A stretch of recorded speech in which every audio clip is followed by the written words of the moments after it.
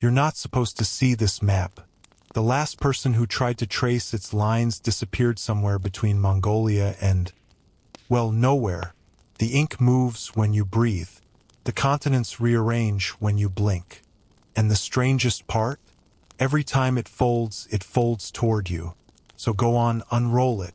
Just don't expect the world to stay where you left it. Hey guys, tonight we're unfolding something that probably shouldn't exist. A map that doesn't just show you where you are, but when. You'll see what I mean. It's called the Emperor's Forgotten Map. And if you're the kind of person who's ever stayed up way too late Googling ancient cartography anomalies, congratulations, this one's for you. And fair warning, you probably won't survive this one, chronologically speaking. So, before you get comfortable, take a moment to like the video and subscribe, but only if you genuinely enjoy what I do here. And hey, tell me in the comments where you're listening from and what time it is there right now. It helps me picture who's still awake with me in this corner of the timeline.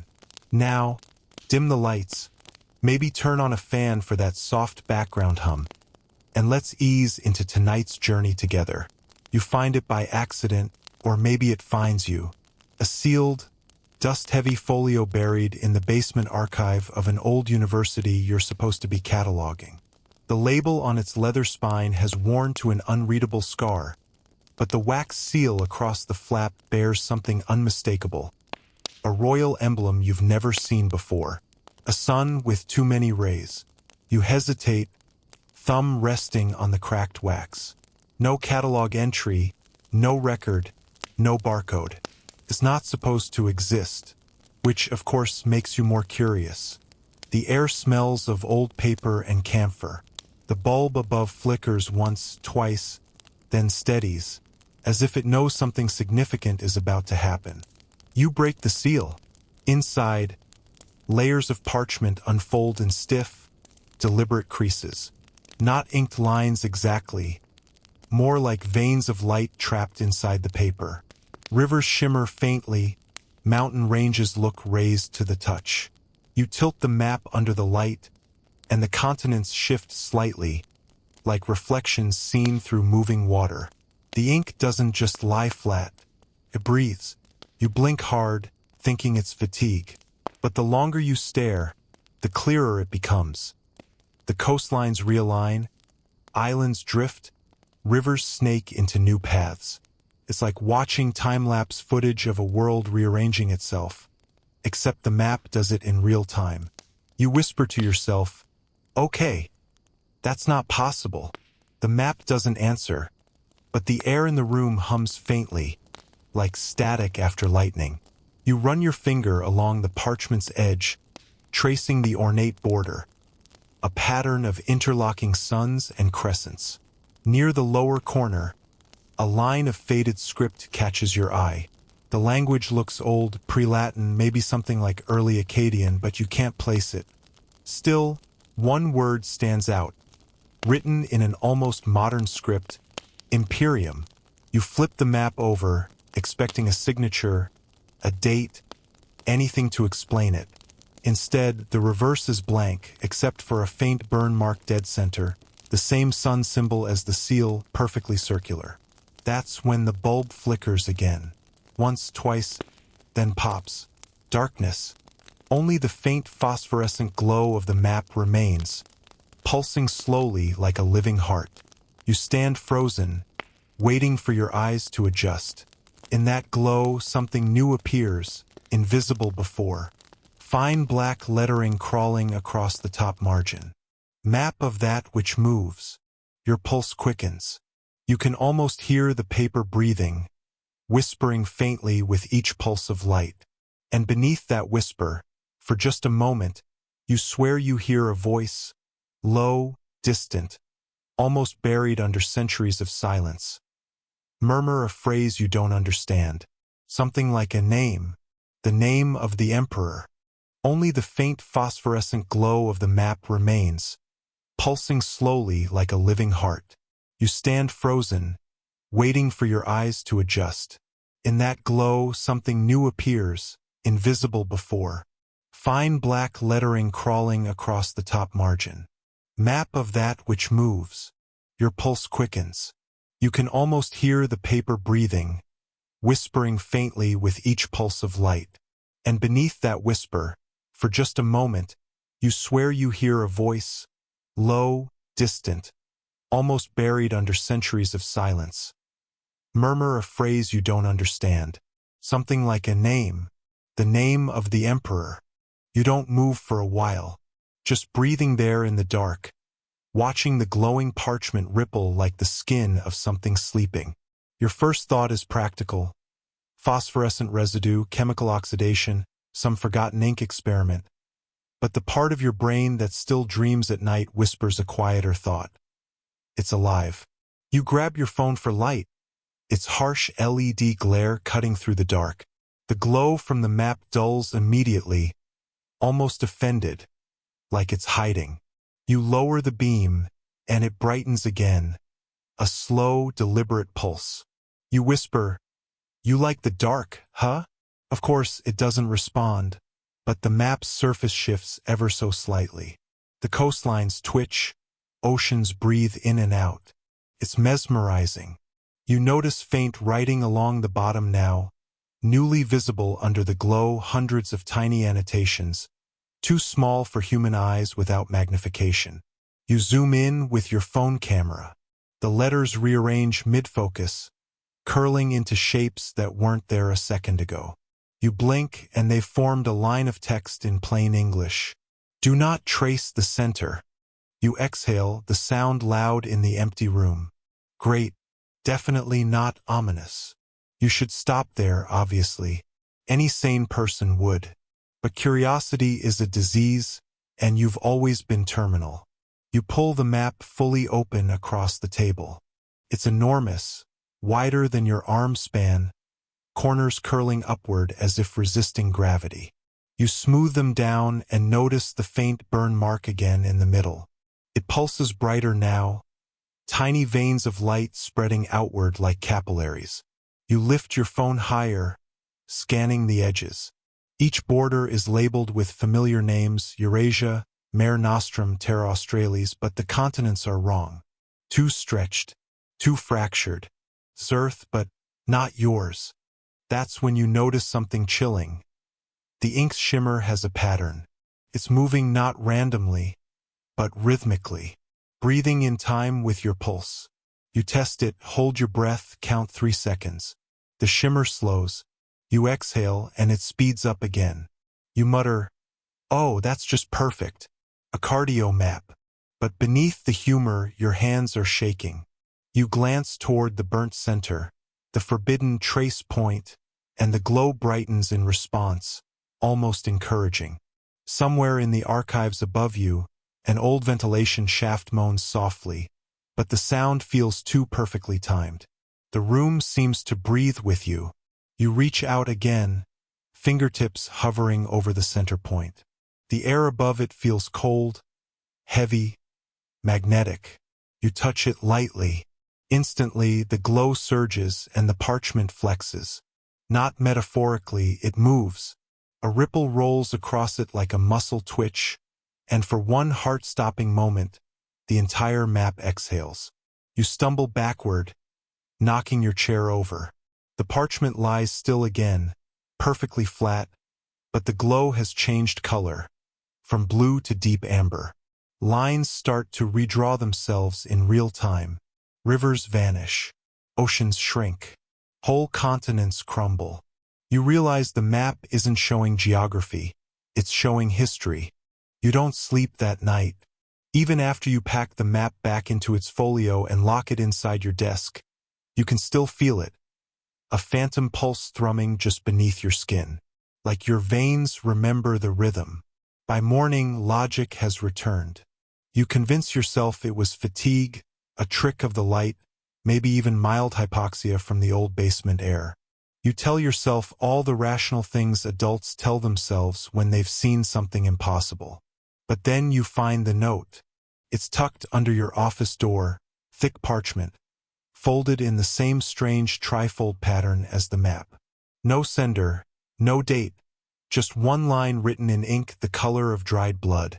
If you've seen the origin, you've been seen. You read it twice before the words start to blur. The handwriting looks ancient, elegant, almost Roman in its flourish, but the phrasing feels modern. You check the security cameras in the hallway. They've been off since 2:14 a.m. You sit there for a long time, staring at the screen, wondering who or what could have known. That's when your academic instincts kick back in. You dive into research, digital archives, obscure references, forgotten bibliographies. You search for any mention of Imperium maps, moving cartography, origin landmass. Most results are dead ends, until one name appears over and over, buried in footnotes like a curse no one wanted to cite. Lucius Varro, imperial cartographer. The sources disagree on his exact era. Some place him during the late Han dynasty, others in Rome under Augustus. One Persian manuscript lists him as an advisor to the Eastern Emperor beyond the deserts. Scholars still argue whether Lucius Varro ever existed at all, or if he was an amalgam of lost explorers. But his alleged works, they sound hauntingly familiar. Descriptions of maps that breathe, rivers that rewrite, and one in particular, a final chart commissioned by an emperor who sought to outlive his own timeline. That's when a chill runs through you. The emperor's name in that account matches the one you heard whispered from the map, Emperor Hesperian, a name that doesn't appear in any verified dynasty or Roman record. It's like someone erased him or he erased himself. Your office light flickers once, breaking your focus. You glance up, and your breath catches. The folio you locked in your desk? It's on your table. Open.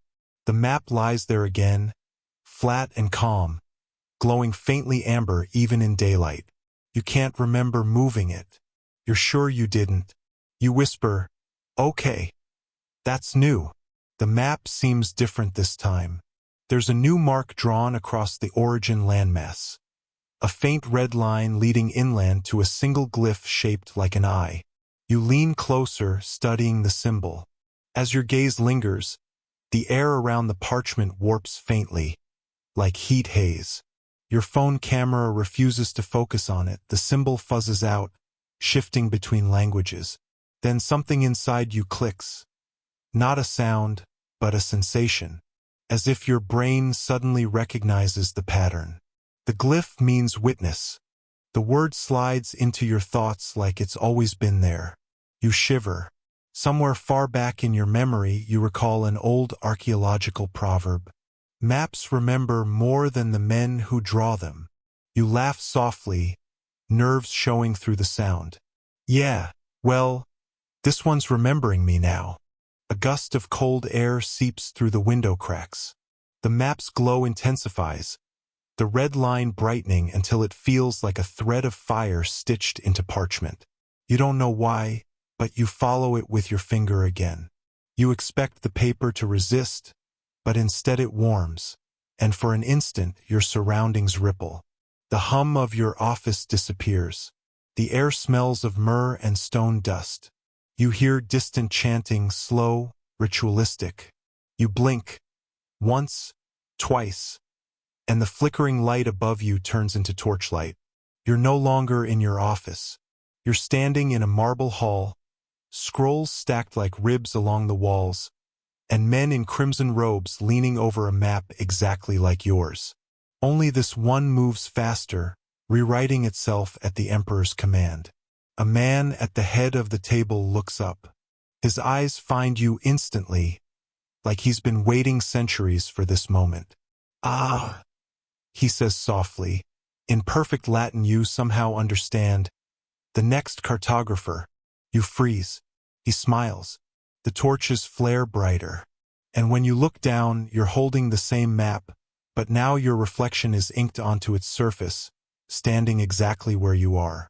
The torches flicker, throwing gold light across the walls. Every surface covered in maps. Some are drawn on parchment, others carved into thin plates of metal that shimmer with that same impossible glow. You can smell the ink, metallic, sharp, almost like iron and honey. The man, the emperor, studies you with calm curiosity, not surprise. You came through the seal, he says, voice steady and smooth as sand shifting underfoot. Most do not survive the ink's breath. You open your mouth to speak, but your throat is dry. The words come out cracked. Where am I? He smiles faintly. You are in the place where maps end and begin. He gestures toward the glowing parchment in your hands. That is not a record of land. It is the land itself, dreaming. You glance around, realizing the hall isn't ancient in ruin. It's alive in the present. Marble columns gleam, and faint music hums through the air. A low, harmonic tone that seems to come from the maps themselves. Why me? You ask quietly. He doesn't answer right away. Instead, he motions to a servant. A pale figure in crimson, face hidden by a golden mask. The servant approaches, carrying a shallow bowl of clear liquid. When they set it down, you see reflections swirling in it, images of places shifting between centuries. You touched the center, the emperor says, and the center touches back. The phrase chills you. He steps closer, robes trailing like smoke. Up close, you notice faint lines drawn along his skin, like tattoos, but glowing beneath the surface. The same pattern as the map's borders. You are from the age that forgot us, he says softly. But we did not forget you. You blink hard, trying to anchor yourself to logic. You're saying this map connects. Worlds, times, memories, he finishes. Every empire leaves an echo. This, he points to the parchment, is the sum of all echoes. Somewhere deep inside, you remember the Phaistos disc, that mysterious Bronze Age artifact found on Crete, its spiral inscriptions still unreadable. Scholars still argue whether it's language or map, record or prayer. Maybe it's all the same, attempts to talk to the future, to you. The emperor gestures for you to approach. Tell me, he says, what does your age call the world? You hesitate. Earth. He nods slowly. Still the same name, though the world has shed it many times. He motions toward one of the massive wall maps. It ripples when he waves his hand. Continents rearranging, oceans folding inward. You see Earth, Mars, and something else beyond, unnamed and luminous.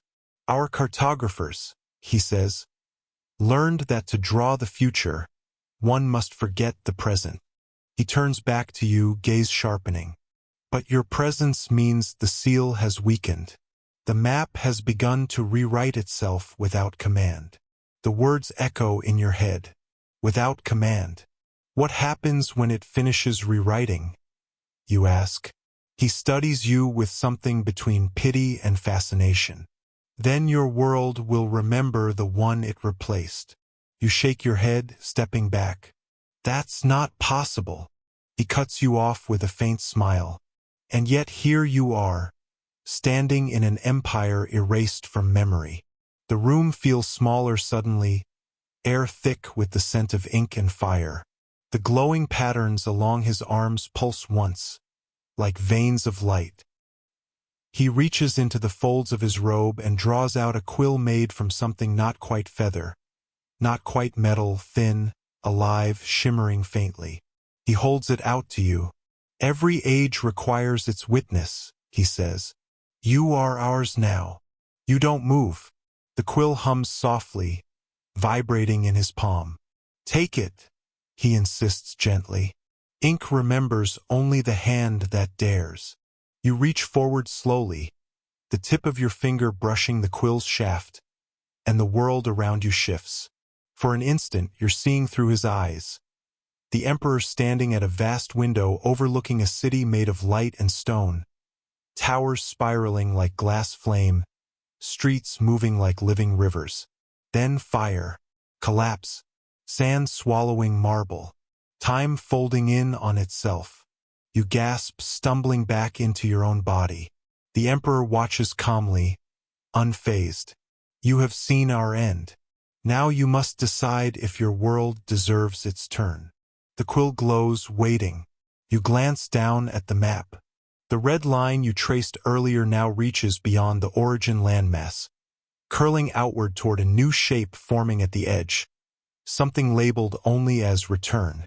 And just before the light fades again, you realize the quill isn't a writing tool, it's a key. You stare at the quill for a long time, the glow painting amber veins across your palm. It hums faintly, like a note held just below hearing. Something alive, restrained. The Emperor watches you, patient, as if he's seen this moment before. You whisper, "If this is a key, what does it open?" His smile is small, tired. "The next version of your world." Before you can speak again, the marble floor shudders. The maps on the walls flicker, their glowing lines bending and rippling like disturbed water. Somewhere in the hall, a bell tolls, deep and low, resonating through your ribs. The Emperor's expression doesn't change. "It has begun," he murmurs. "The ink remembers you."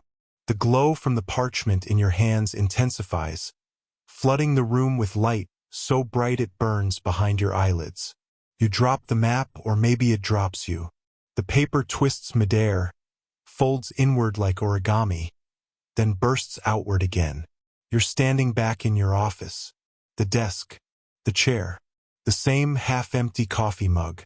Everything is exactly where it should be, except for one small detail. The map is still open on the desk. But now it's not glowing faintly. It's glowing through the desk. The wood has gone translucent, the floor beneath flickering with moving patterns of land and sea. And across the top margin, a new line has appeared in ink so fresh it glistens wetly under the light. "Witness confirmed." You swallow hard. The quill is still in your hand, though it looks duller now, as if it spent something of itself. You whisper to the empty room, "Okay, I'm done." But the map doesn't care. The light begins to spread outward, faint veins crawling up the walls, through the floorboards, like roots seeking something deeper. You hear the faintest sound, parchment breathing again, but now, it's syncing with your heartbeat. The map is writing back. You take a step back, phone in hand, recording instinctively. The footage shows nothing but blank parchment. No light, no motion. On camera, it's just paper. Yet to your eyes, the world is shifting. The shelves look slightly different. Books rearranged, titles you don't recognize. The fluorescent light above you hums in a lower tone, unfamiliar. You look at the wall clock. The time hasn't changed, but the date has. 2 days forward. You whisper, "Oh no." You scroll through your phone, messages, photos, news, and the headlines don't match anything you remember. Nations you've never heard of. A currency with an unfamiliar symbol. You're not where you were. You're not even when you were. Somewhere, in the back of your mind, you remember what the Emperor said. To draw the future, one must forget the present. Maybe you didn't forget. Maybe the map forgot for you. You rush to close it. But as your fingers touch the parchment, it feels warmer, softer, almost responsive, like it's anticipating your touch. A faint ripple moves across its surface. Images begin forming again, but this time not of landscapes or oceans. Faces, millions of them, each one flickering for a fraction of a second. You catch glimpses. Explorers, scholars, soldiers, children. Some you think you recognize from history books, others impossibly from your own life. Then one face holds longer, your own. The image of you on the map stares back, eyes faintly glowing, mouth open as if mid-whisper. And behind that image, faint outlines of the Emperor's hall ripple in and out of view. The quill in your hand starts to vibrate, its tip glowing brighter until it nearly burns your skin. You feel an urge, deep, instinctive to write something. The whispering starts again, louder now, layering over itself in countless voices. You can't tell if they're praying, warning, or welcoming. You catch fragments.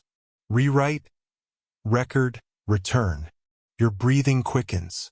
The quill moves on its own, tracing faint symbols in the air. Each stroke leaves a glowing trail that hovers for a heartbeat before dissolving. One word forms, clearer than the rest. Continue. You drop the quill, stepping back, but the word doesn't fade. It floats there, shimmering in front of you. You whisper, "No, no, no." The letters burst silently, scattering into faint motes of light that rain down across the map. Wherever they land, new writing appears. Names, coordinates, dates. All of them future dates. You lean closer and realize one of the coordinates matches your own city, your own street. The map is predicting something. Something soon. The faint hum in the air swells again. The map's glow flickers through colors. Gold, then red, then black. A storm of ink seems to swirl beneath the surface, rearranging continents faster and faster. And then silence. Everything stops. Only one phrase remains glowing at the center. You are the next cartographer. You stare at the words, breath shallow, as the glow fades back to amber. In the distance, you hear the faintest echo of the Emperor's voice. Do not let it forget you. The quill lies on the desk, quiet again, but its shadow points toward the window, toward something you can't quite see. And for the first time, you notice the stars outside don't match your sky. You spend the next few hours testing reality, though you stop calling it that after a while, because reality doesn't bend. It doesn't move under your feet like wet paint. You step outside your apartment, and the city looks wrong. It's not futuristic, not alien, just slightly off. Street signs bear names that don't exist in your memory. Cars look the same, but the logos are different, symbols curved in ways you've never seen. People walk by speaking English, but the accent feels distorted, vowel tones shifted just enough to scrape your nerves. No one notices you. That somehow is worse. You check your phone again, the date is still 2 days ahead. But now even your photos have changed. Faces in them feel unfamiliar, familiar enough to sting, like half-remembered dreams. You whisper, "The map didn't just move me, it moved everything else." Back inside, you stare at the parchment spread across your desk.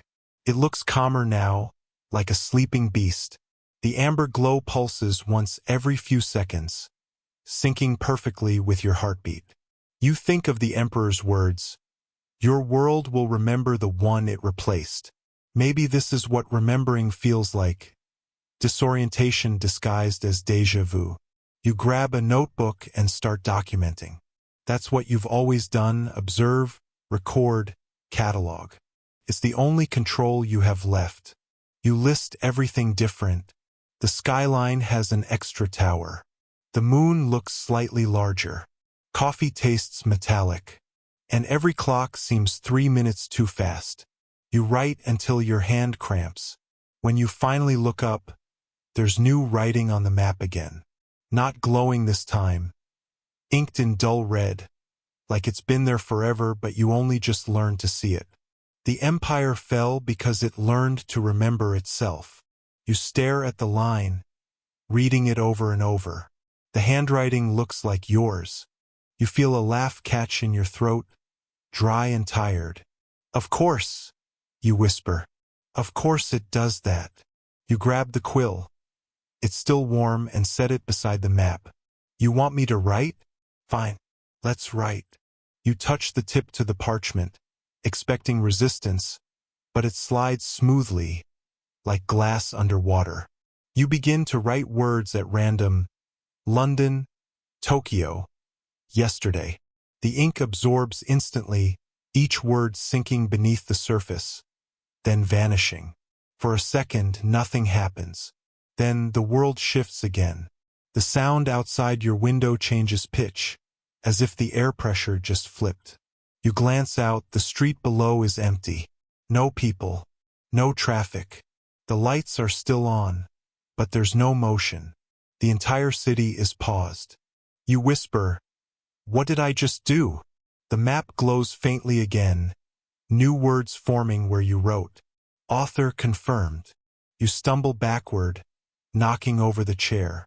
The parchment ripples once, twice, and for the briefest moment you see the Emperor's reflection in the glow. His voice echoes, faint but clear. "You cannot write what you do not remember." You shout into the empty room. "Then tell me what I'm supposed to remember." Silence. Then, slowly, new lines appear on the map. Thin, branching roads leading away from the origin landmass toward another shape forming at the edge. You lean closer. The coastline sharpens, familiar this time, not from the past, but from now. It's your city. Except, the streets don't match. The roads curve in impossible ways, spiraling inward toward a single structure at the center. A perfect circle labeled simply, the archive. You mutter, "There's no place like that here." A whisper answers, though you're not sure if it's in your head or the air around you. "There will be." You close your eyes, heart racing. You remember the phrase from section 2, "Map of that which moves." Maybe that was never a warning. Maybe it was a prophecy. You feel a strange emptiness, like static has left the air. But your ears ring faintly, a low hum that doesn't stop. You walk to the window again. The city is moving, people back, cars flowing. But you notice something small and impossible.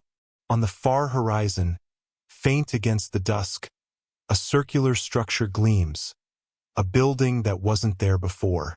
You whisper, "The archive." And at that exact moment, your phone buzzes. An unknown number, a text message. You drew it well. No name, no traceable ID. You glance down at your hand. There's ink on your fingers, fresh and dark, but the quill is dry. You don't remember writing. A historical thought surfaces, almost as if the map planted it. In the 12th century, the Chinese monk Xin wrote of a self-revising map that redrew coastlines after every flood. Scholars still argue whether he was describing an early weather algorithm or something he couldn't explain. Maybe you've just recreated his legend one stroke at a time. You stare at the circular building on the horizon, its faint glow pulsing like a heartbeat. The world outside hums, slightly out of sync. And you finally realize you didn't just alter the map. You've joined it. You spend the night staring at that circular structure on the horizon. It glows faintly even through the city haze, a perfect ring of light that shouldn't exist. Not architecturally, not geographically, not in your version of the world. You tell yourself not to go. Then you find your feet moving anyway. The streets feel wrong the closer you get. Subtly rearranged, like someone shifted buildings just far enough to confuse your memory. Street names you know have changed tense, as if language itself is evolving faster than your brain can keep up. Market Street has become was Market. River Way now reads River Will. You laugh nervously. "Okay." You whisper, "That's new." The city's noise fades as you approach the ring. The air feels dense, charged, the way it does before a storm. People pass by without looking up. None of them even glance toward the massive glowing structure at the city's heart. You realize slowly that no one else sees it. It takes you nearly an hour to reach the perimeter. There's no gate, no sign, just an open plaza paved with smooth white stone. As you step onto it, the world around you seems to mute. Your footsteps echo louder than they should, and every sound beyond the circle disappears into silence. At the center stands a vast doorway, arched, seamless, pulsing with the same faint amber light as the map. You recognize the pattern etched into the stone. Interlocking suns and crescents. The Emperor's seal. You take a slow breath and step through. Inside, it's not a building. It's a hollow world. The space stretches infinitely upward, walls lined with what look like shelves, but they aren't filled with books or scrolls. They're filled with maps, thousands of them, some drawn on paper, some on glass, some etched into living light. The glow is soft, almost comforting, like standing inside a heartbeat. You whisper, "The archive."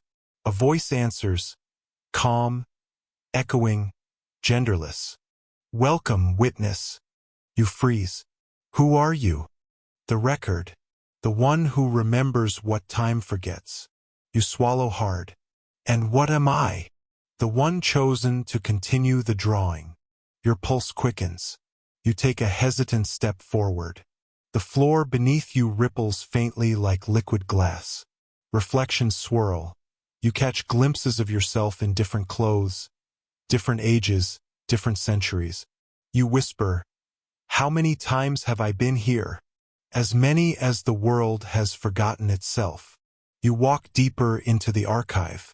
Each wall pulses as you pass, the maps flickering with faint motion. You see cities rising and falling, coastlines eroding and reforming.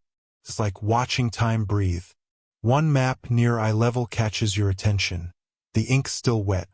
You lean closer and your heart stops. It's your handwriting. Tiny notes scribbled in the margins. Riverway renamed. Coffee metallic. The exact things you wrote earlier in your notebook. You whisper, "How is this here?" "All maps lead home," the voice replies. "Even the ones that have not yet been drawn." You stare at the map until your vision blurs. "If this place records everything," you ask softly, "then what's at the center?" The air shifts. The walls pulse once, and every map in sight folds inward simultaneously, pages and parchment curling toward an invisible core.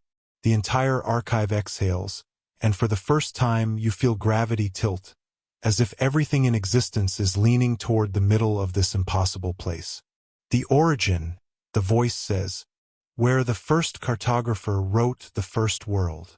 You step closer to the center. A spiral staircase descends into dim light, carved from stone so smooth it feels soft. You take one cautious step, then another. The deeper you go, the quieter it becomes, until even your breath feels like an intrusion. At the bottom, a single chamber waits. No torches, no shelves, just a circular pool of ink suspended in midair. It doesn't drip, doesn't ripple, it just waits. You whisper, "What is that?" "Memory." The voice is everywhere and nowhere now. You stare into the ink, and faint images form, entire civilizations blooming and collapsing in seconds. You see the emperor again, standing over the same pool, dipping his quill into it before drawing the map you found. And behind him, your reflection, standing where you are now.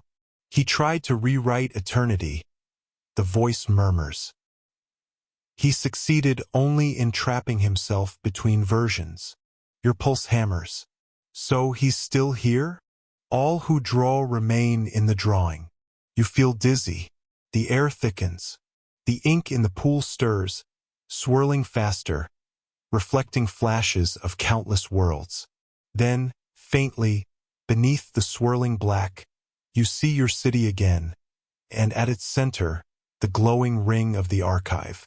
Inside it, a figure standing alone, staring into a pool of ink. The realization hits like cold water. You whisper, "It's drawing me drawing it." "That is how memory sustains itself," the voice replies. "Do not stop." You stumble backward. The quill in your hand hums, glowing once more, its tip dripping a single bead of liquid light that falls into the ink pool below. The surface ripples outward, and the image shifts again. This time, it shows the emperor standing beside you. Only now, his face looks older, worn, almost human. "Welcome back," he says softly. "It's been a long revision." You try to speak, but the air feels heavy, as if each word would tear the fabric of the room. And then you see it. A small, glowing phrase etched on the wall behind him, words half erased by time. If you finish the map, you end the world. The ink pool pulses once, and the whispering begins again. 1,000 layered voices murmuring your name. The map in your hand burns faintly, reshaping itself, as though the next page of the story is waiting for you to draw it. The Emperor looks almost alive. Not the statue-still vision from the last time, but a man of flesh and fatigue. His robe torn, his crown dulled, his eyes so tired they barely hold their glow. He watches you as if he's been waiting centuries. Maybe he has. "You've been here before," he says quietly. "Every witness returns." You swallow. "I'm not a witness. I'm just—" He interrupts, voice soft but sharp. "You're the one holding the quill." You glance down. It's true. Your hand trembles. The golden quill still glowing, faint traces of ink dripping into the black pool. The reflection ripples outward, showing 1,000 versions of yourself, each one writing something slightly different. The Emperor steps closer, the faint scent of parchment and storm air surrounding him. "Do you know why this place exists?" he asks. You shake your head. "Because the world refuses to end neatly." You blink, unsure whether it's a riddle or an answer. "End neatly?" He gestures toward the walls where maps shift like breathing skin. Every age draws itself into being. Kings, scholars, sailors, dreamers. Each believes they're creating something new, but they're only redrawing the same outline, again and again. He sighs, and for a fleeting moment he looks almost kind. "I tried to make it stop, to draw a world that would stay still." You whisper, "And what happened?" The Emperor smiles, a sad, knowing smile. "It worked. For a moment." Behind him, the ink pool stirs again, forming a memory. You see his empire, golden cities, endless fields, towers reaching the sky. Everything perfectly symmetrical, precise, too perfect to breathe. Then cracks appear. The rivers stop flowing. The stars blink out one by one. He continues, "Perfection doesn't hold. It suffocates time. And time always rebels." You watch the reflection of his empire crumble. The streets twist, the towers melt, the people dissolve into parchment dust. "So you destroyed it?" "No," he says quietly. "It destroyed itself, the moment I tried to remember it forever." You feel that line echo inside you.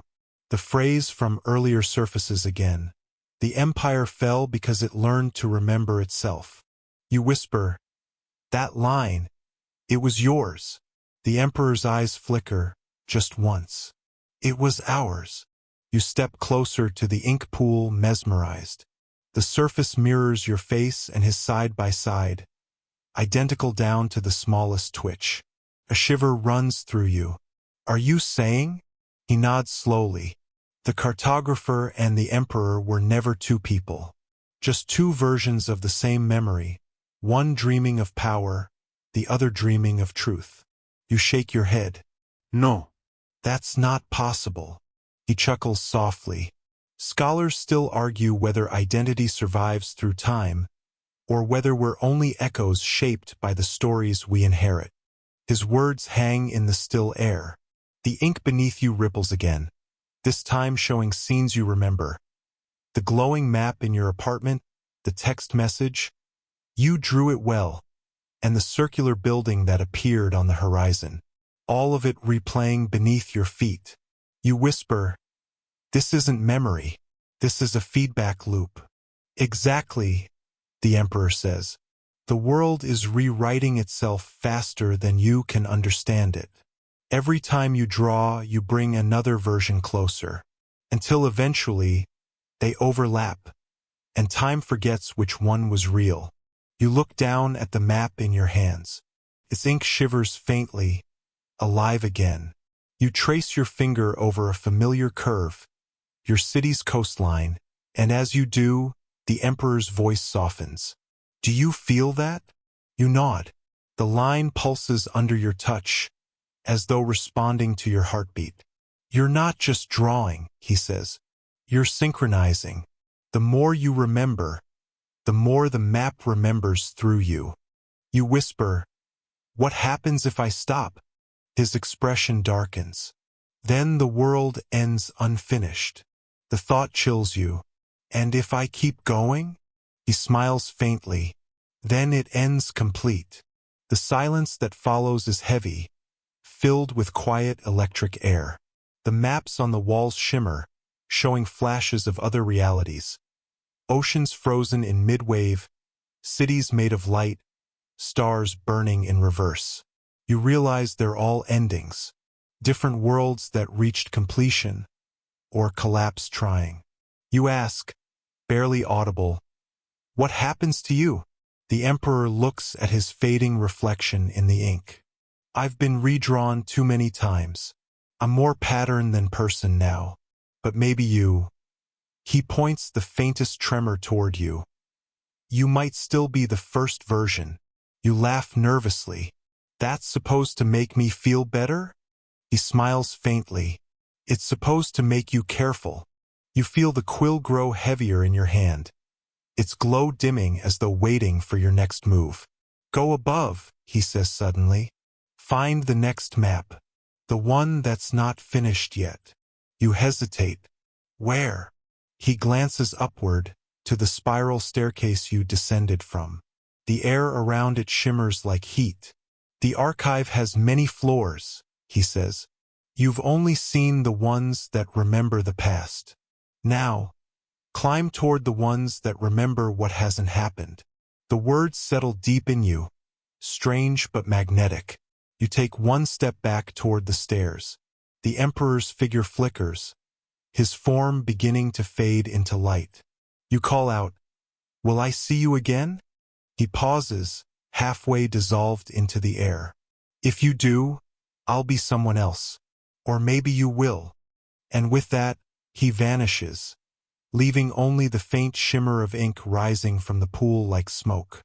You're alone, but the whisper remains, circling softly through the chamber. "Remember carefully. Draw gently." You glance once more at the quill in your hand, and it hums, warm against your skin, like a small heartbeat calling you forward.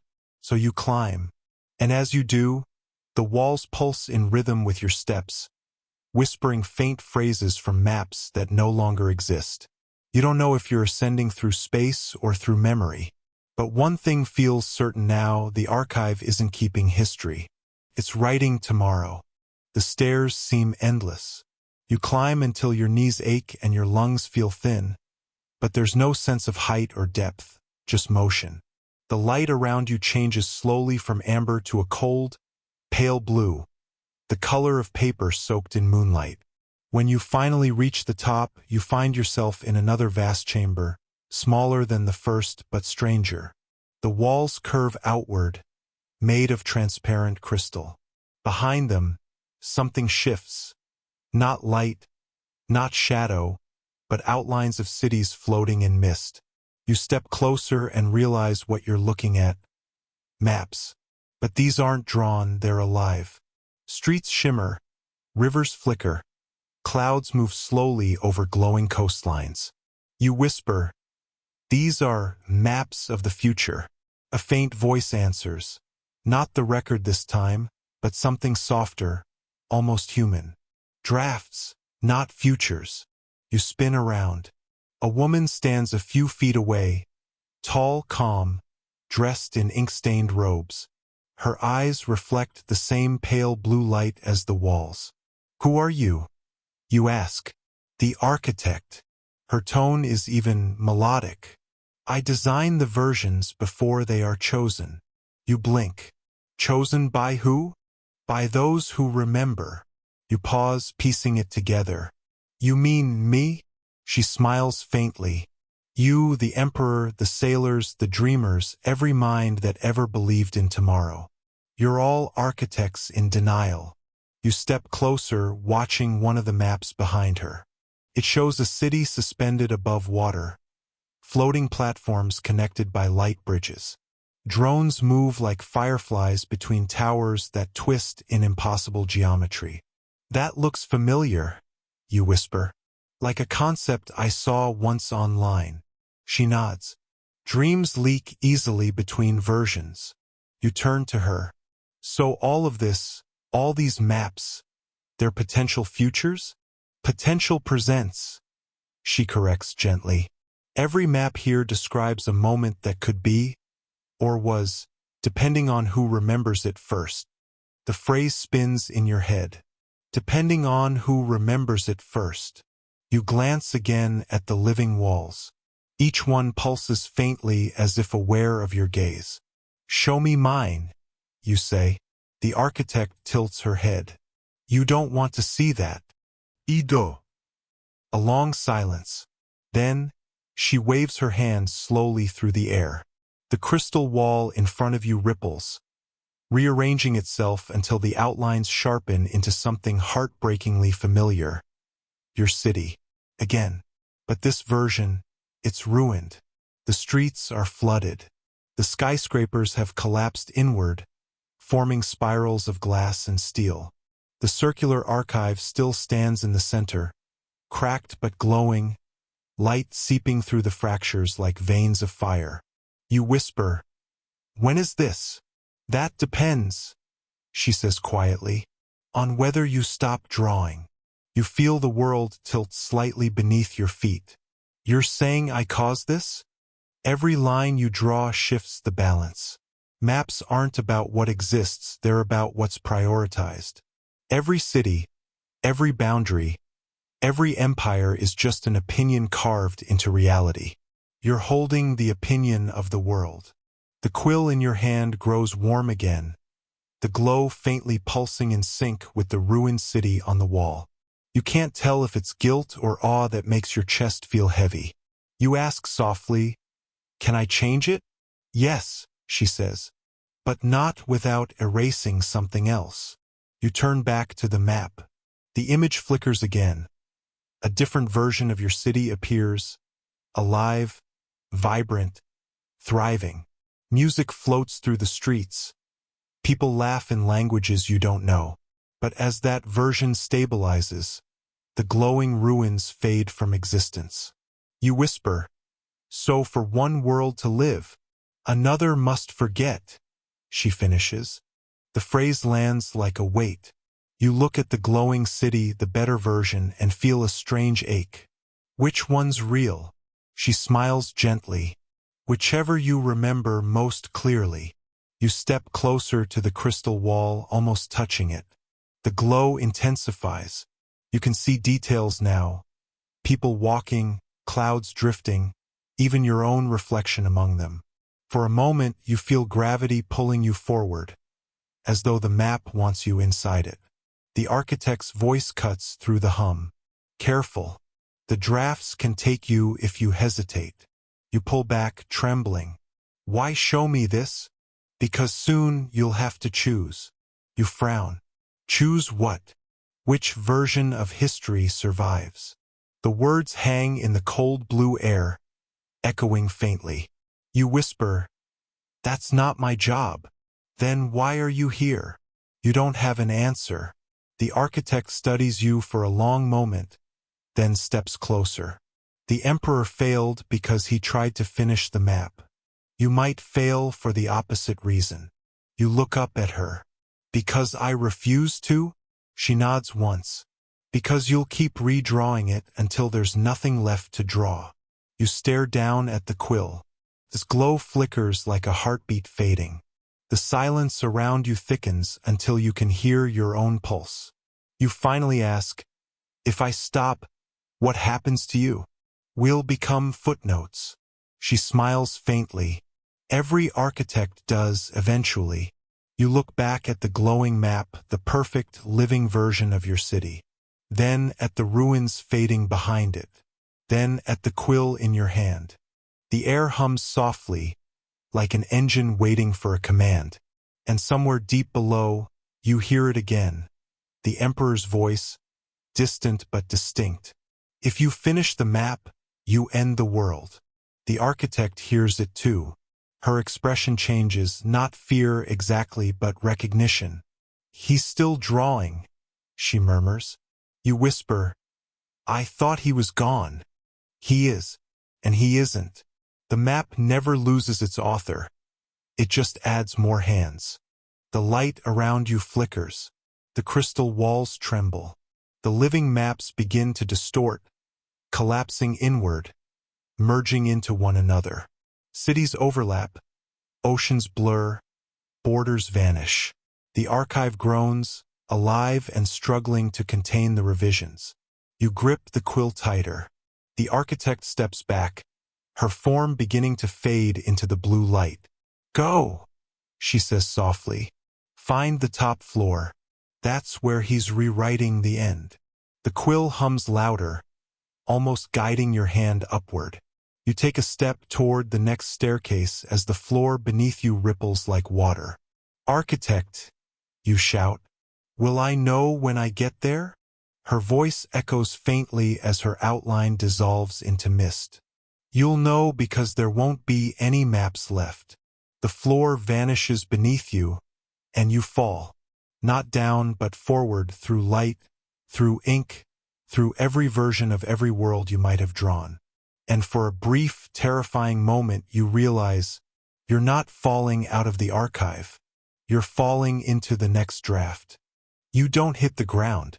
You arrive. The sensation isn't falling or landing. It's being placed. Like the world gently decided where you should go next. When your vision clears, you're standing in an open plain of pale sand. No walls, no ceiling, just horizon in every direction. The air hums with a faint vibration, and every few seconds, the dunes ripple as if something is breathing beneath them. The map is still in your hand, glowing faintly now, its parchment no longer flat but curved, three-dimensional.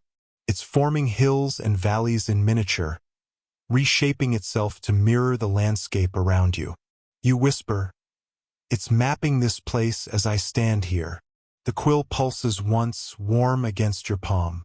A drop of golden ink lands on the parchment, and a new ridge rises from the sand a few meters away, like the ground itself is obeying. You test it, draw a small circle on the map. Seconds later, a perfect ring of stones materializes on the real ground. You step inside it. The air changes temperature. The whisper returns. That same soft tone you've come to half dread, half crave. Welcome to the draft of creation. It's the record's voice again, though faint, as if echoing through deep time. You whisper, so this is where worlds begin. Where they almost begin, the voice corrects. Only those remembered start to exist. The rest remain sketches in the sand. You look around, the plain seems infinite, but not empty. Shapes move at the edges of perception. Half-built mountains, unfinished rivers, cities made of outline and light. It's like walking through a sketchbook of the universe before the ink dries. Why am I here? You ask. Because the map is almost complete. It is remembering you faster than you can forget yourself. You frown. What does that mean? You have drawn too much. The world cannot tell whether you are its author or its echo. You feel your pulse in your fingertips. The quill grows heavier again. It feels alive now, pulsing softly like a heart. You kneel and touch the sand. Feels real, warm, textured. But when you lift your hand, the grains float upward, suspended midair before dissolving into lines of light that settle back onto the parchment map. You whisper, it's recording me. Yes, the record says. And soon it will finish you.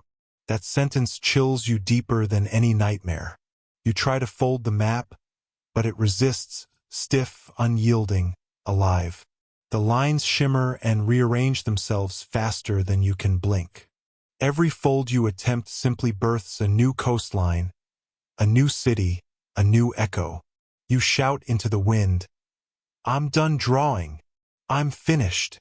The horizon trembles, and a voice answers.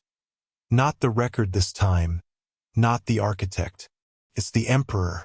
Then why does the map still move? You spin around. He's standing a few meters away, robes torn and eyes brighter than ever. But now, there's something different. The air bends around him, as if reality is slightly adjusting itself to accommodate his presence. You glare. You're rewriting again. I never stopped. You step closer. You said you were gone. I said I was pattern. Patterns don't vanish. They repeat. You look at the glowing map between you, trembling faintly like an exposed nerve. You're the one finishing it. He smiles faintly. No. You are. You open your mouth to argue, but the map flares suddenly, lines racing across its surface faster than thought. The ground shakes beneath you. In the distance, mountains rise like ink stains on paper, whole cities sketching themselves into being in seconds. You see, the emperor murmurs. The map isn't following us. It's becoming us. The phrase sinks into you like cold water. You glance at your reflection in the quill's golden surface. Your features are flickering, sketch-like, as if your outline can't quite decide where it belongs. You whisper, I'm not real. The emperor tilts his head. Real is just the most consistent illusion. You laugh, a hollow sound swallowed by the wind. You trapped yourself here. I'm not going to. He smirks faintly. You already have. You look down at your feet and freeze. Your shadow isn't attached anymore. It stretches across the sand toward the emperor, merging seamlessly with his. You stumble backward, panicked. The map flares again, and this time it's not responding to your movement. It's anticipating it. The lines shift milliseconds before you move, as if it already knows what you're about to do. You whisper, it's predicting me. It's remembering you, the emperor corrects. You drop the quill. It hovers midair, spinning slowly, dripping golden ink that doesn't fall. Each droplet forming new coordinates on the map. The record's voice hums softly through the air again, quiet but omnipresent. The author and the archive are merging. There will soon be no distinction. The emperor raises his hand toward the horizon. The dunes rise in unison, folding and refolding like waves of parchment. I tried to stop this once, he says, but the map doesn't want peace. It wants completion. You whisper, and what happens when it's complete? It will close, the record replies, and all versions of history will flatten into one. The emperor meets your gaze, and for the first time he looks scared. Listen to me, he says. Don't finish the map, no matter what it shows you. Promise me that. You hesitate. You told me I had to. I was wrong, he whispers. I wanted control. You want truth. Both destroy the page. The wind rises, scattering sand into spirals that glow with inklight. The quill hums violently now, spinning faster, pulling both of you toward the parchment like gravity inverted. It's starting, the record says. The emperor shouts over the storm, throw it away! You reach for the quill, but the moment your fingers touch it, time stops. The sand freezes midair. The wind silences. The emperor's expression locks in place, half fear, half relief. And in that stillness you hear a single heartbeat. Not yours, not his, but the map's. It speaks, not in words, but in the quiet certainty of ink moving across parchment. Finish me. You look down at the map. Only one blank space remains, the center. A perfect circle labeled. The origin. The same word you saw in the lowest chamber of the archive. And now the circle begins to expand. Slowly, patiently, waiting for your final line. Your hand shakes. The world holds its breath. Somewhere deep inside the silence, a whisper threads itself through the still air. The Emperor's voice, fading but clear. If you finish the map, you end the world. You close your eyes, and the quill moves anyway. The quill moves on its own. A thin line of gold runs across the parchment, trembling with each heartbeat. You try to pull your hand away, but it's no longer just your hand. It's something older, steadier, belonging to everyone who ever drew before you. The line curves, spirals, expands. The map shudders, and the air itself bends around it. The sand beneath your feet liquefies into shimmering parchment. The dunes flatten into sheets. The horizon folds inward like paper caught in a slow, graceful implosion. You whisper, "It's drawing the end." "No," the record murmurs. "It's drawing the beginning again." The words echo, soft and infinite. All around you, the half-built cities and floating outlines begin to twist toward the map's center. Rivers unflow, mountains invert. Light unspools from the sky like ink bleeding backward through time. The Emperor's frozen figure begins to move again, but only barely. He's caught mid-step, the world pulling him in like a reflection being erased. His voice arrives a second late, distorted, fragmented. "Stop the circle." But you can't. The quill refuses to still. The ink hums, stretching beyond the parchment, sketching invisible lines in the air. You realize the world isn't ending. It's collapsing into the drawing. A nearby dune folds in half, turning into paper. Another one vanishes into the glow. The wind dissolves into lines of script. You whisper, "I'm not outside the map anymore." "You never were," the record says softly. You feel the words in your chest rather than hear them. The realization spreads slow and heavy. Every version of you, every breath you've taken, every second you believed was happening. All ink, all lines. The map was never an artifact. It was a mirror, and you've been staring at its reflection from the inside point 73605. You drop the quill, but it doesn't fall. It hovers midair, tip glowing brighter, humming louder. The parchment beneath it begins to unravel, light streaming upward into the air, forming shapes. Letters, symbols, cities collapsing into script. You watch, mesmerized and horrified, as words themselves become architecture. The ruined towers rebuild, this time made of language. Sentences twist into bridges. Every motion you've ever made becomes a line of text looping endlessly around you. You whisper, "This is how memory looks from the outside." "No," the record corrects. "This is how memory becomes time." You blink and the plane is gone. Now you're standing in an endless corridor made of light and parchment. The walls move like breathing paper. Your footsteps leave words behind that immediately fade into the glow. Every few steps, whispers bloom, voices of others who came before you. Sailors describing stars that no longer exist. A monk murmuring the coordinates of a forgotten temple. The Emperor's voice repeating the same line over and over. Perfection doesn't hold. You follow the corridor. Curves gently, endlessly. You realize it's forming another circle, the same one you drew on the map. And in the center of the curve stands a door. The simple, unmarked. No symbols, no hinges. Just there, waiting. You approach cautiously.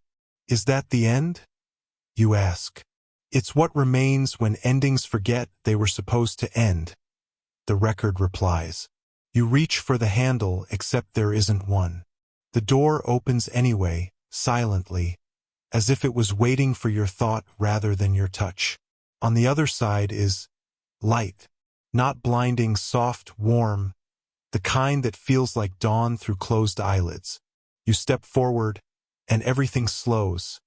Your heartbeat, your breath, even your thoughts stretch into long, gentle waves. And then you see it. The Emperor, kneeling beside a vast sphere of glowing ink suspended in the air. Is the origin larger now, almost alive? He looks up. His voice is weary. You couldn't stop either, could you? You kneel beside him. It didn't let me. He smiles weakly. No one ever does. The map writes back. The sphere pulses once, ripples spreading through the air like concentric waves. Inside it, you see fragments, flashes of every place you've been. The glowing archive, the blue draft chamber, your apartment, your city, all of them floating inside this liquid memory. You whisper, "It's all here." The Emperor nods.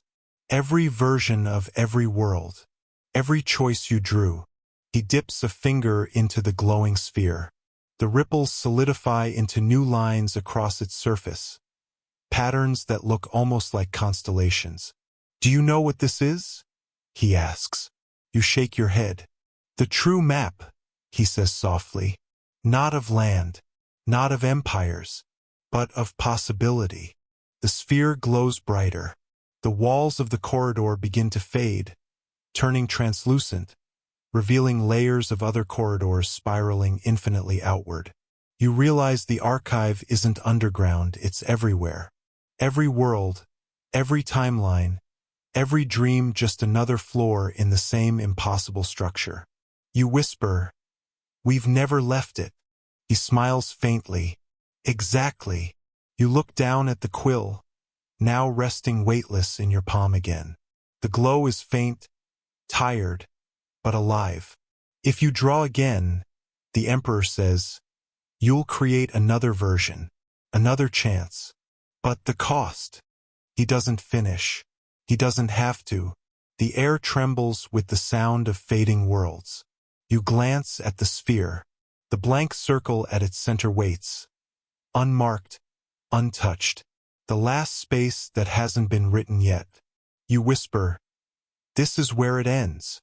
Or begins, the record says gently. You close your eyes. The quill trembles between your fingers.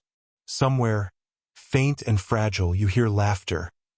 The same tone you had when this journey began, back when it was just a curiosity, a piece of parchment, a whisper in the dark. You exhale slowly, and you start to draw again. The quill glides across the glowing surface without resistance, like skating on still water. Each stroke you make doesn't just draw, it reveals. Landscapes unfold in slow, blooming spirals. Oceans pulse into being, not as blue expanses but as rippling fields of reflected thought. You realize you're no longer drawing places, you're drawing moments. Each shimmer of light is someone's memory, someone's forgotten world. You lean closer. Inside one glowing arc, you see a city that almost looks like yours, only cleaner, quieter, suspended under a dome of faint starlight. People walk below, their shadows synchronized perfectly, as if choreographed by a patient god. You whisper, "Is that mine?" "One of yours," the record replies, voice soft and steady. "The version that wrote you before you were born." You pause, letting that sink in. Then, "All this time, I was someone's echo?" "Everyone is," the record murmurs. "The question is, whose?" You turn the sphere slightly, and the entire world tilts with it. Tiny continents slide into alignment. Rivers thread themselves backward. Stars blink in unison. The whole universe inside seems aware of you now, watching from every reflective surface. You realize the same way an animal senses a storm. The map isn't an object. It's awake, and it remembers everything. A faint hum begins again, that low vibration you felt when you first entered the archive. Only now it's layered, voices beneath the tone, thousands of whispers whispering at once. You pick out fragments. "Don't forget the shore." "Write the line again." "Erase the emperor." You pull your hand back, unsettled. The sphere trembles, as if longing for another touch. "Why does it sound hungry?" you ask quietly. "Memory always is," the record answers. "The more you feed it, the more it craves. The Emperor is watching you from across the chamber. He looks pale, translucent, his features outlined in gold light like he's being redrawn moment by moment. "Don't listen to it," he says, voice shaking. "It doesn't end. It just loops. Every time you finish, it starts again. That's why I tried to destroy it." You stare at him. "You wanted to erase the entire map?" He nods. "Erase, not complete. I thought if I could break the pattern, maybe the world could stop rewriting itself." The record hums, almost amused. Scholars still argue whether the Emperor ever tried to destroy anything, or if he simply rewrote failure into legend. You almost laugh at the absurd calm in that statement. Even now, with time dissolving, the record sounds like an academic giving a lecture no one else can attend. You look around the chamber. The walls are dissolving again. Words dripping down like wax. Letters rearranging into new languages that vanish as soon as you blink. You whisper, "It's rewriting us again." "Correction," the record says. "You are rewriting you." The quill twitches in your hand, glowing more brightly, like a heartbeat trying to match your pulse. You feel a pull in your chest, gentle, insistent, seductive. It wants to draw again. The Emperor reaches toward you, his hand trembling. "Don't. You'll fall into it." You meet his eyes. Maybe that's what it wants. He shakes his head. "No. It doesn't want anything. It's not alive. It's just truth. And truth doesn't care what it takes to be known." You feel the weight of that. Heavy, cold, honest. You glance at the glowing sphere, your reflection shimmering faintly across its surface. You look transparent now, like a memory fading at the edges. You reach out, your fingertips brushing the map's light. The warmth seeps through you, flooding your veins with something that feels like nostalgia. Suddenly you see flashes, snippets of moments not your own. A girl drawing constellations in the sand. An old cartographer mapping stars onto parchment made of glass. The Emperor standing in the same spot centuries ago, holding the same quill. The truth hits you like a quiet revelation. You are not the first to finish this map. You are simply the next hand it borrowed. The thought makes you dizzy. You stagger back, the floor rippling beneath your feet. "Why me?" you whisper. "Why this time?" "Because you looked," the record says softly. "And once you look, you can't stop seeing." You close your eyes, hoping darkness might help. It doesn't. The map is there too, inside your eyelids, lines and coordinates glowing behind every blink. You can feel the sphere's hum syncing with your heartbeat now, like it's rewriting your pulse to match its rhythm. The Emperor steps closer, fading more with each word. "You have to let it end," he says. "Just walk away." You try. You really try. But when you turn, you find no doorway, no corridor, only more parchment, stretching endlessly in every direction. Each step you take writes new terrain behind you, letters fading as you move forward. You whisper, "There's no outside left." "Exactly," the record replies. "Completion means containment." You realize suddenly what that means. The moment you drew the origin, you closed the loop. Everything now exists inside the map, including you. You look down at your hand. It's faintly translucent. Ink runs beneath your skin like veins. The Emperor's voice fades to a whisper. "It's finishing the draft." Or beginning the next version. The record hums. The quill in your hand glows one last time, then stills, its light dimming into a slow heartbeat. For the first time since this began, the world is utterly silent. You exhale long and slow. You feel the ink inside you cool. Then, faintly, beneath the quiet, a sound returns. Soft, rhythmic, familiar. Page turning. The record's final whisper threads through the silence. "You are now written." Silence. For a long moment, that's all that exists. a wide, white stillness that feels too complete to disturb. Then, slowly, the light begins to breathe. Pulses once, twice, and with every pulse, faint outlines return. The chamber, the sphere, the emperor, and you. Only now, everything feels thinner, like you're both drawn on fragile paper that's been erased too many times. You reach out.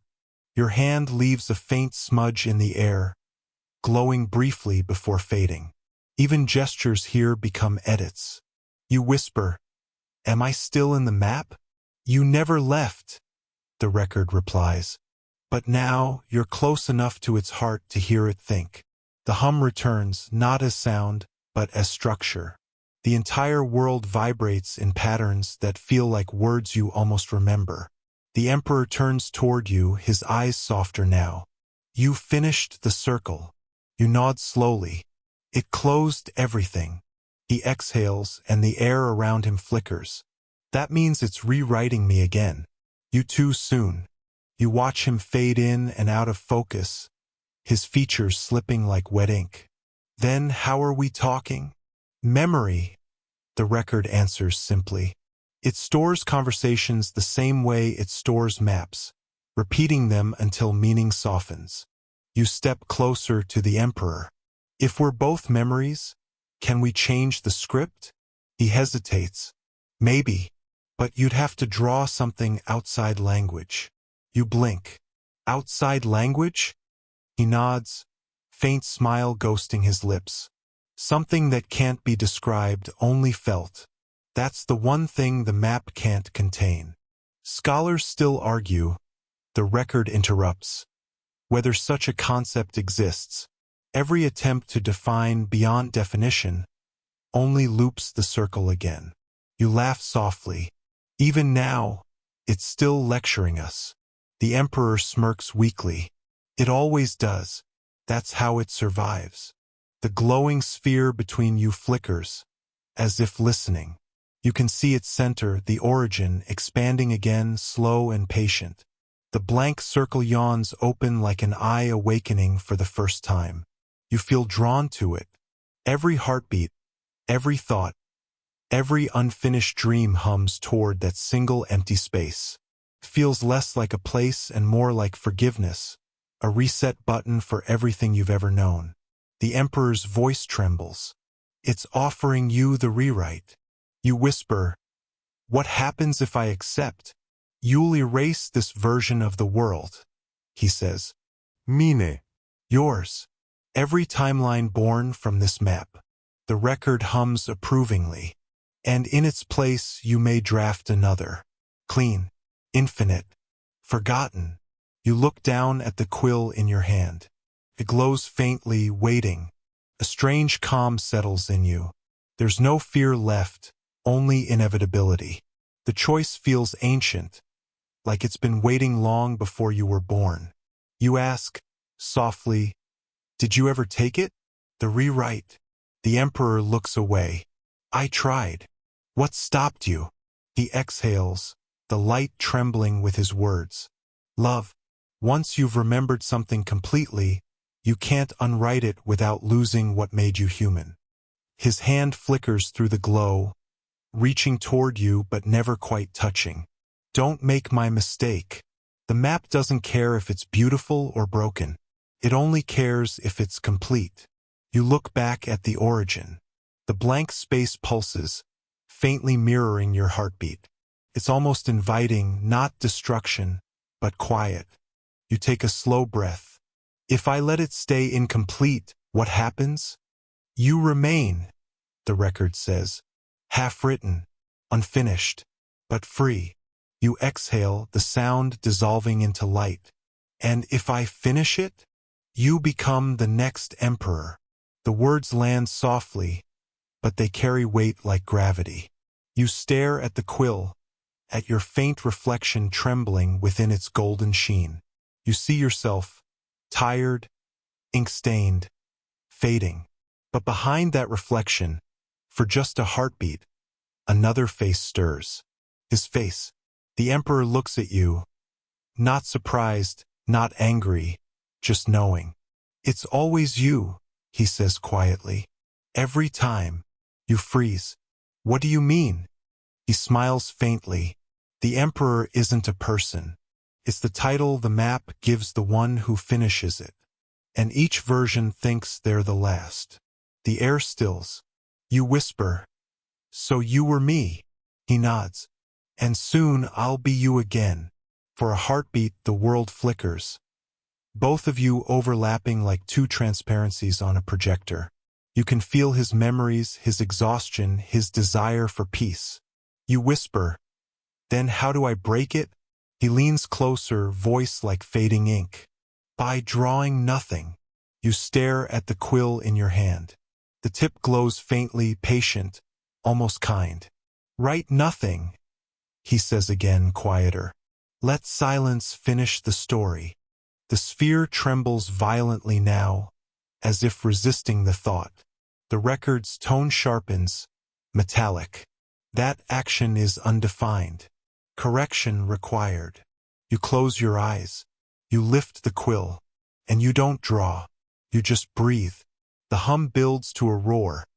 A storm of syllables trying to form around the emptiness you've created. The map shakes, its lines fraying, its language unraveling at the edges. The Emperor's fading outline looks at you with something like relief. "You did it." You whisper, "Did what?"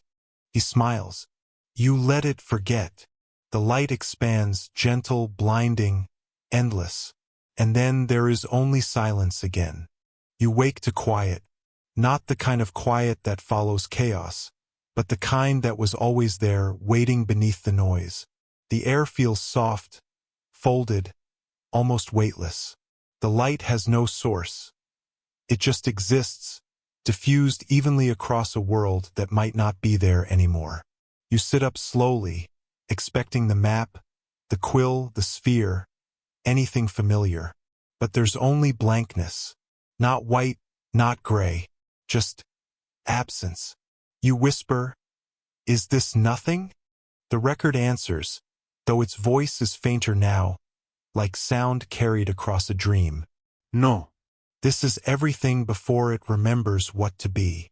You glance around, but there's no horizon, no sense of direction. Just an endless canvas trembling faintly with potential. You realize the silence isn't empty. It's waiting. You try to stand, but your steps don't make sound. They ripple. Every motion sends gentle waves through the air, shaping faint outlines, sketches of mountains, of rivers, of places you almost recognize. The map is gone, but its memory is echoing through you. And for the first time you understand you are not inside a story. You are what remains after one. The record's voice hums softly. Creation isn't an act. It's a habit. Even emptiness tries to remember form. You breathe out slowly, and the air shimmers, as if your breath alone can coax shape from the void. A faint landscape begins to form. Delicate hills made of light, a horizon just barely sketched into existence. Feels fragile but alive. You whisper, "Is it starting again?" "Possibly," the record murmurs. Scholars still argue whether a forgotten map can rewrite itself, or if it simply dreams it can. A wry smile crosses your face. Even now, when the universe has unmade itself, the record still sounds like it's giving a bedtime lecture. "Are you still here?" you ask softly. "For now," it says, "until the next version decides to name me again." The words linger, bittersweet. You look down at your hands, translucent but steady. No ink, no glow. Just you, simple and quiet. The world is so still you can hear your own thoughts brushing against it. Each one creates faint motion, tiny ripples of color and light. Memories drift through. The Emperor's face, the sphere's pulse, the endless corridors of parchment. They come and go like reflections in still water. And then one ripple catches. You turn toward it. Far in the distance, a figure walks across the horizon.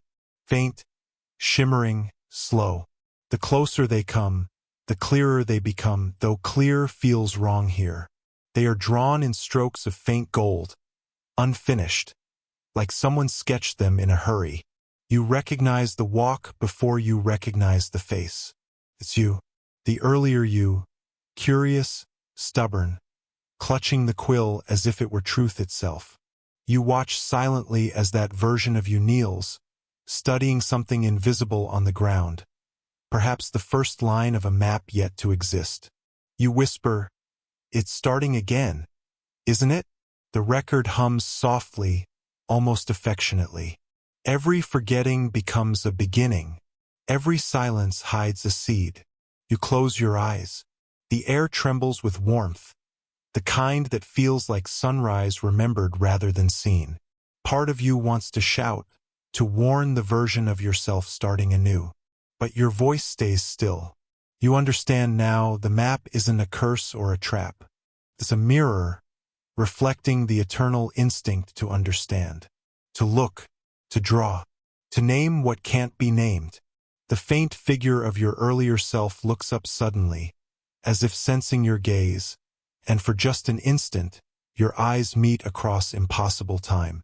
The air ripples with recognition, and then they smile, a soft, knowing, tired smile.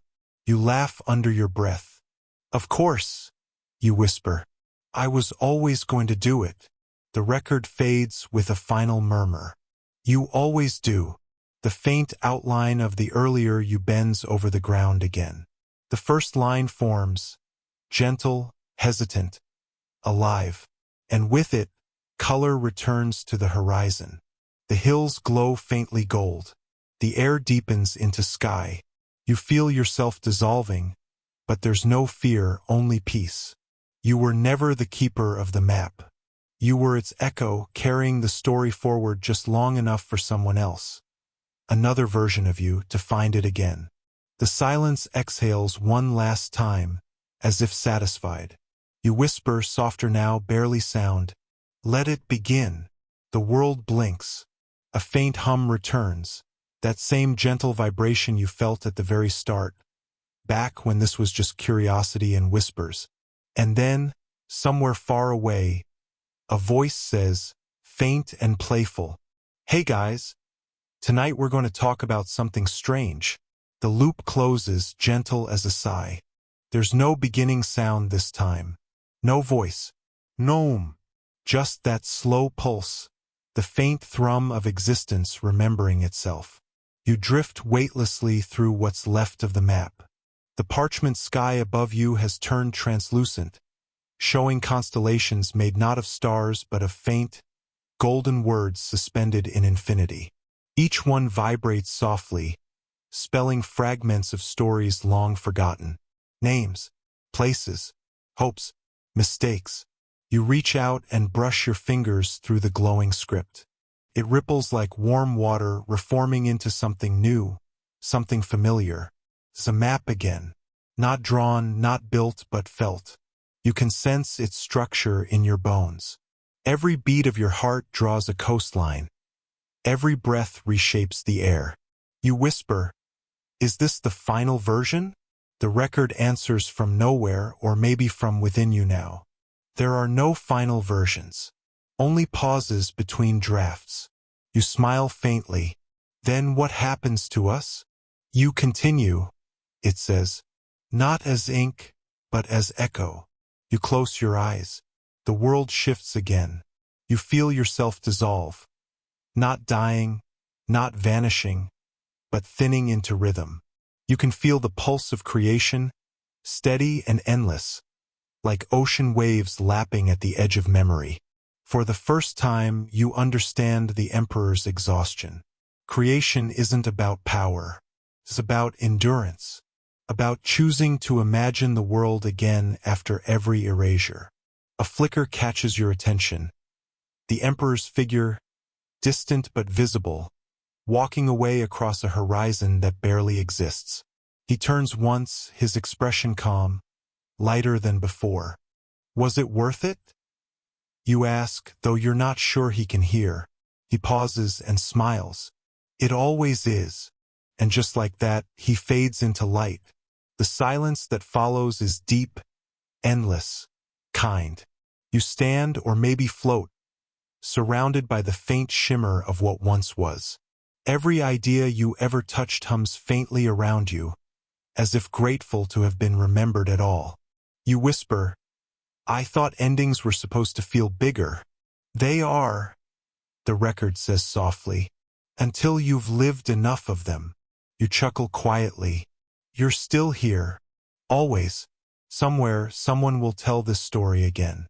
And when they do, I'll be waiting between their words. You look down at your hand. The quill is gone. Only a faint golden stain remains along your palm, pulsing softly like a heartbeat. You trace it with your thumb. "Guess I can't ever wash it off." "Why would you want to?" You take a slow breath. The air smells faintly of parchment and rain. The white world around you begins to shimmer with color. Faint blues, pale golds, a soft hum of greens like spring remembered through glass. Each color carries a memory. Laughter, fear, curiosity, wonder. All the little human things that made the drawing worth doing. You whisper, "So this is what remains after everything else fades." "Not quite," the record says. "There's one last thing." The air stills. The light bends slightly, folding inward. A shape begins to form, not a map this time, not a sphere, not even a person. Just a single glowing line hanging in the void, trembling softly. "That's you," the record whispers. Not the author, not the echo, just the line that connects both. You step closer, hesitant. The line hums gently, responding to your presence. It doesn't need to be read or understood, only felt. You reach out, touch it, and in that moment, everything aligns. Every version of the map, every world, every forgotten emperor and wandering storyteller converge into one soft pulse of light. For a second, you see it all at once.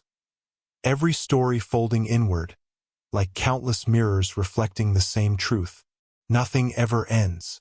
It only rewrites itself in new handwriting. The light expands, warm, infinite, gentle. The record's voice fades completely, leaving only its final whisper, almost human. "Sleep now. The next line will come when it's ready." You let go. The glow envelopes you, warm as breath. The pulse slows.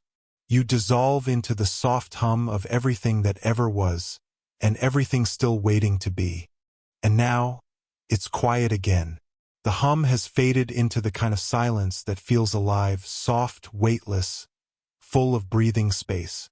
You can almost hear your own pulse syncing with the rhythm of the world, slow and steady, like a heartbeat echoing through water.